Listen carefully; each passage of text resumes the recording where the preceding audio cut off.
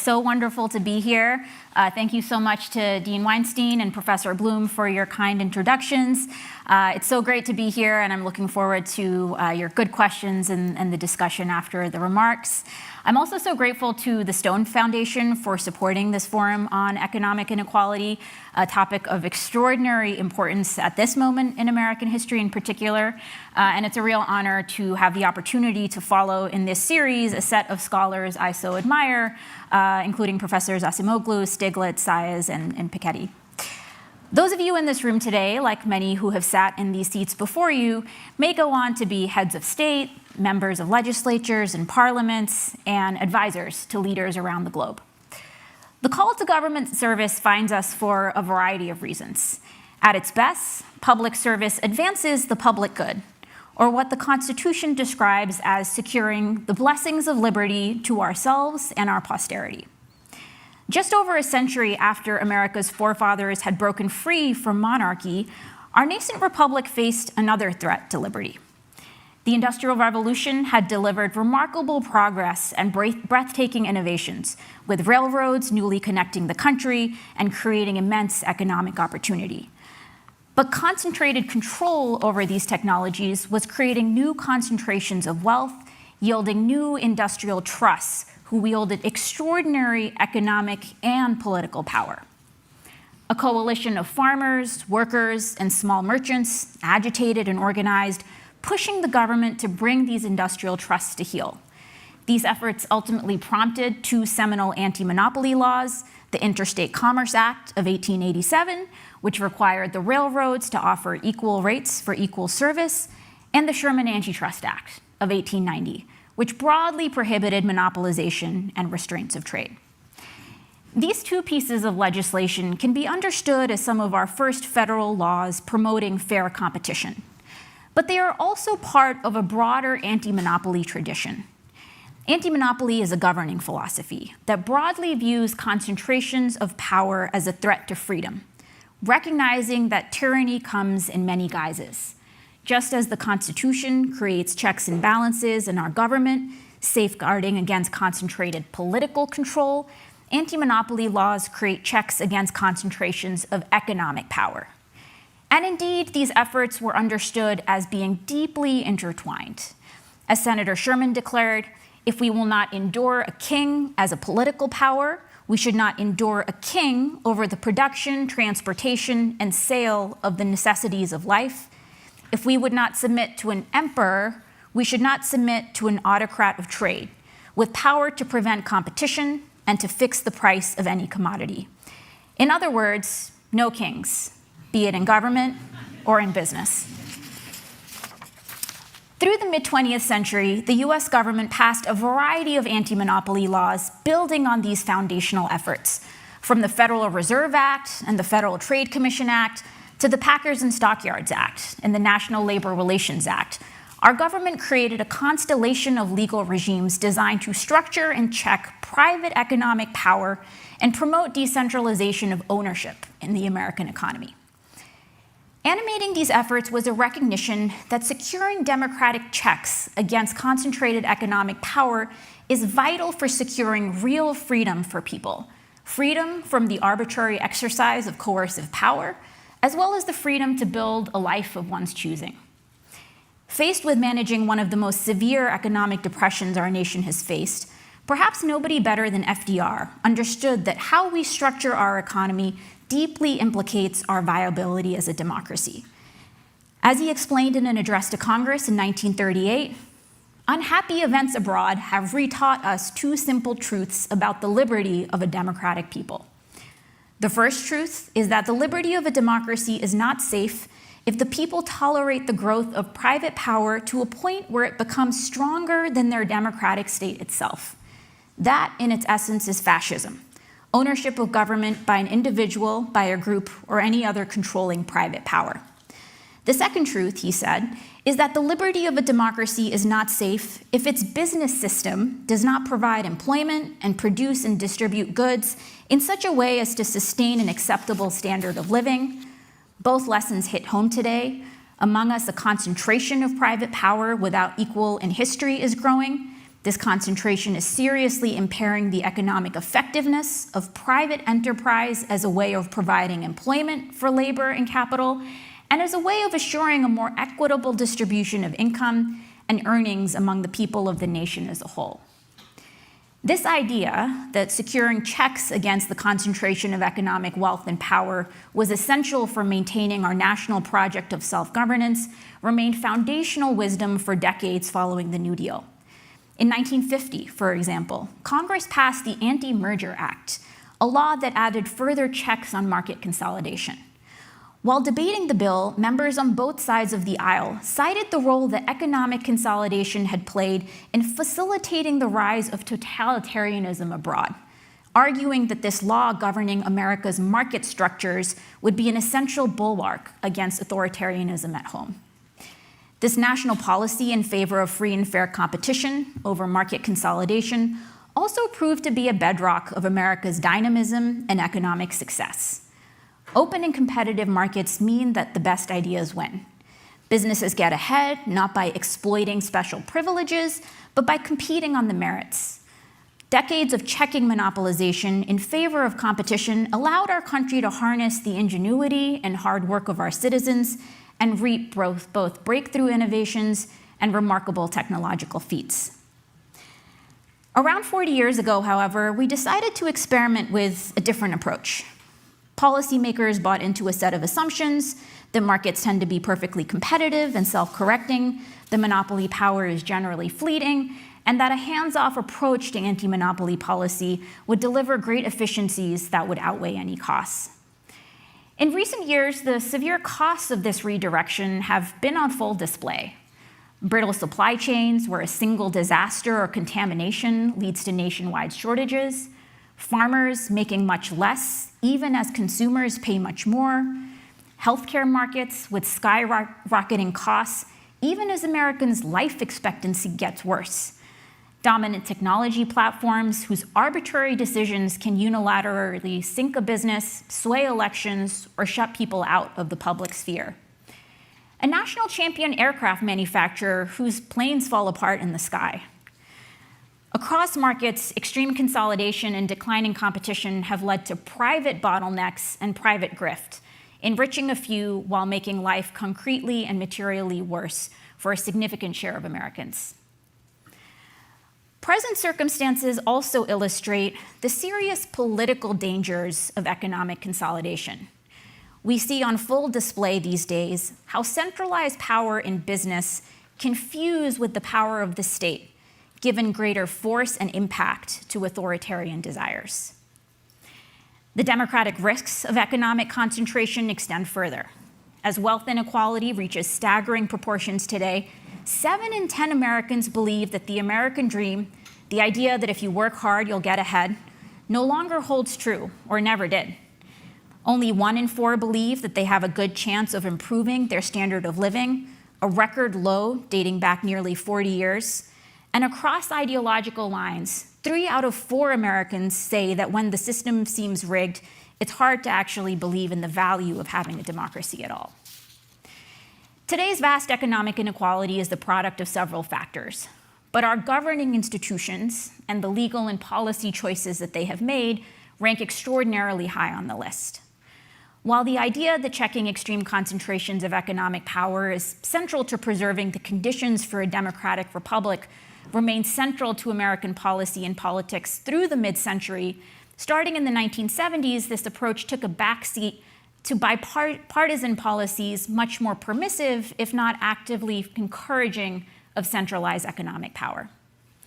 Legal regimes across domains saw the imprint of this new set of ideas and ideologies, from labor law and intellectual property law to campaign finance law and the laws governing our banking and financial system. And indeed, mitigating and reversing the grotesque levels of economic inequality we see today will ultimately be a project for economic governance, pursued through our democratic institutions. I had the great honor of leading one of these government institutions over the last few years as chair of the Federal Trade Commission. While fairly small, the agency had been at the forefront of the Reagan administration's efforts to radically overhaul our economic policies, a set of changes that proved remarkably durable. My selection as chair of the FTC was unusual, but the desire for reform had real bipartisan support, with over 20 Republicans joining the Democratic caucus in voting for my confirmation. Taking the helm at this time, it was clear my mandate was to invigorate antitrust and consumer protection and ensure that it was tackling the problems of the modern economy. A key question during my tenure was how much time we would have.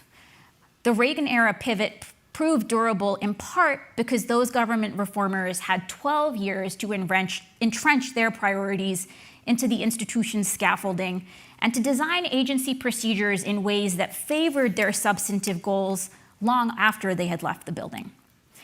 I had a working majority at the FTC for 2.5 years, which ended up being among the most active in the FTC's recent history. And I'd like to briefly share some of the governing principles that undergirded our approach. First, we canvassed and identified the full set of legal tools and authorities that Congress had given the agency. Strikingly, dozens of legal provisions had sat unused in plain sight, from authorities that strengthened the agency's hand in stopping breaches of people-sensitive health data, to authorities on tackling unfair methods of competition, the central mandate that had animated the agency's creation. The disuse was partly a legacy of the deregulatory push set off by President Reagan, where federal agencies were encouraged to stop or slow down enforcement of key laws and roll back protections for consumers, workers, and small businesses.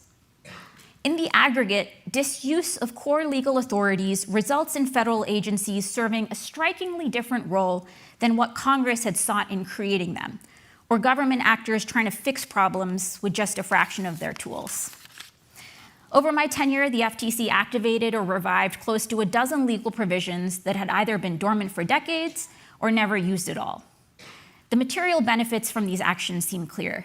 They included penalizing firms for fraudulently claiming that their products were made in America, enforcing the law against coercive non-compete clauses, resulting in thousands of workers being freed to change jobs or start new businesses without constraint, and issuing half a dozen new rules that codified key protections, from bans on fake reviews online to requiring that firms make it as easy to cancel subscriptions as it is to sign up.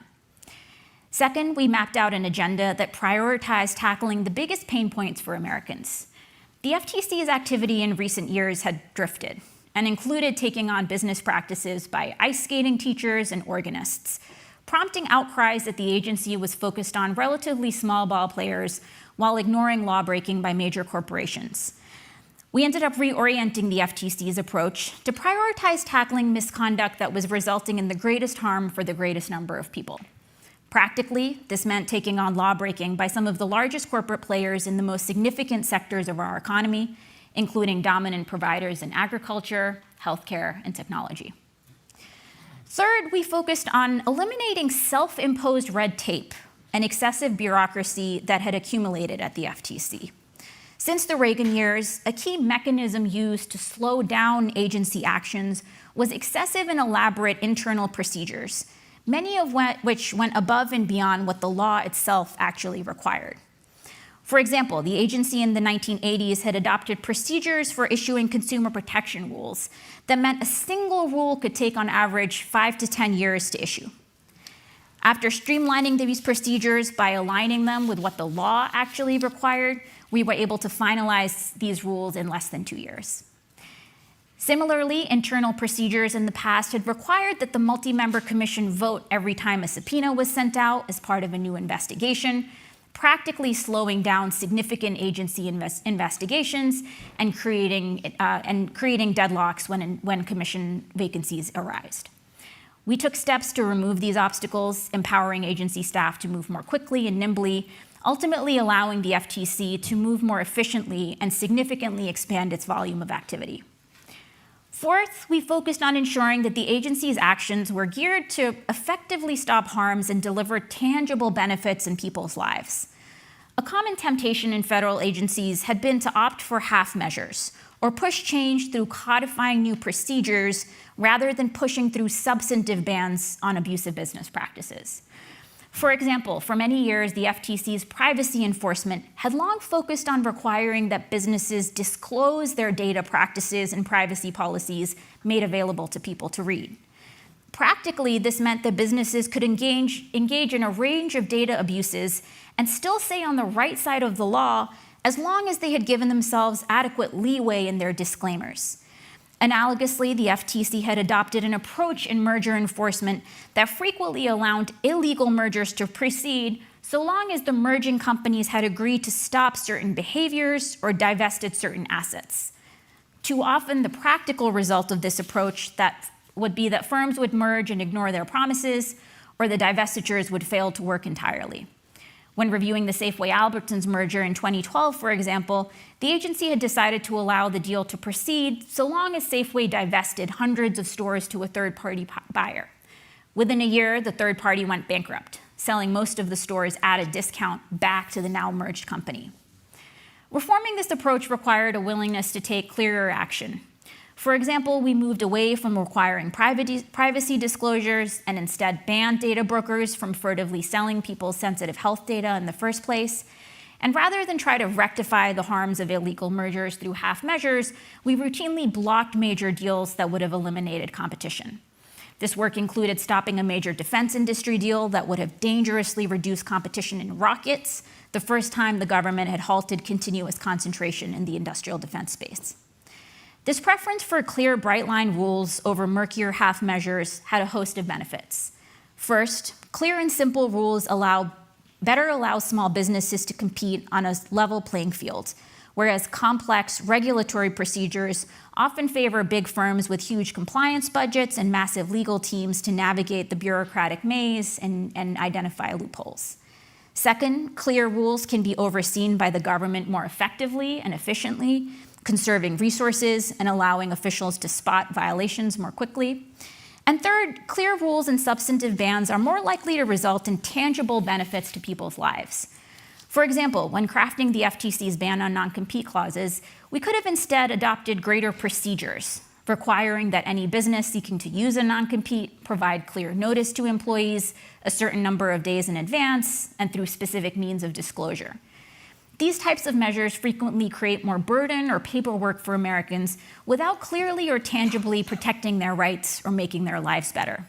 Instead, we opted for a clear ban, ensuring that people would be able to experience the tangible benefits of the rule. Last but not least, we embraced opening up the agency to the public. While the FTC had routinely gotten advice from major corporations, top law firms, and an army of lobbyists, the vast majority of Americans barely knew that the FTC existed or the many ways it was supposed to help them. This risked skewing the agency's priorities, as well as its understanding of what problems existed in the economy. Within a few weeks of my joining the agency, we held the Commission's first ever open meeting, a practice we would continue for the entirety of my tenure. Any person across the country could sign up to speak for several minutes at our open meetings to share directly with Senate-confirmed appointees what problems they thought we should be using our tools to tackle. This regular practice of hearing and getting feedback from Americans, regardless of whether they occupied positions of power or influence, directly informed how we set priorities at the Commission. More generally, the practice also helped guard against the distorted and skewed communication channels in DC, where both information and feedback loops are primarily dominated by corporate interests, pundits, and those with power, people whose interests sometimes may be directly at odds with the Americans the FTC is designed to serve. It also served to communicate what we were doing to the public at large, something that is sometimes seen as extraneous to governing, but which is in fact a core part of it. Rebuilding our government institutions, including to take on the crisis of inequality, will require a clear-eyed assessment of why the American public had overwhelmingly lost faith that government was working for them. It will also present an opportunity. Much of the work of recent administrations was done through federal agencies that bore the imprint of a 40-year anti-governance project. As we look beyond the DOGE wreckage, we should figure out what a reformed approach to governing should look like, rather than assume we should go back to the way things have been. What is our battle plan for governing in a way that delivers on-the-ground results for working people, especially if stuck with a Congress that struggles to pass legislation and a judiciary that is hostile to a lot of economic executive action? How do we design civil service protections to balance expertise with democratic accountability, to ensure that a president's agenda can actually get enacted? And if we govern again, absent any legislative changes, what is the full scope of authority that agencies across the federal government, from the Department of Health and Human Services to the Patent and Trademark Office to the Department of Agriculture, significant economic players that are shaping wealth inequality in this country day after day, how do we figure out what's the maximum authority they can wield, and how do we want them to materially improve people's lives? These are not small questions, but if Democrats are serious about not just taking power again, but also wielding it effectively, we'd be wise to grapple with them now. Thank you so much.